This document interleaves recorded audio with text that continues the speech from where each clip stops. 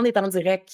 Ça, cette personne-là est capable de contrôler, ce qu'elle mange. Puis quand je dis capable, c'est pas une qualité, là. Sauf que pour la personne qui a une anorexie mentale, c'est très, très valorisant au début de la Ouais, maladie. comme une espèce de pouvoir qu'elle a sur elle-même. Oh, puis sur les autres aussi. Ben, en fait, oui, sur elle-même, mais via les autres, parce que quand tu Ouais. vois tout le monde autour de toi, se nourrir, puis toi, tu es capable de pas faire ce que les autres font, tu te sens supérieur. Ouais.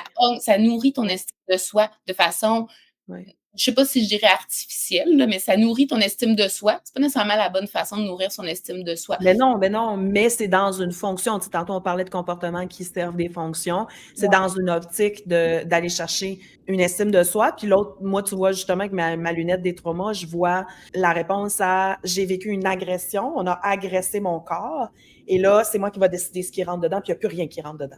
Fait qu'il y a comme aussi, comme fonction, une reprise de contrôle dans ça. Je l'ai vu beaucoup en anorexie, quand il y avait des traumas sexuels importants. Ouais. Particulièrement durant l'enfance, là.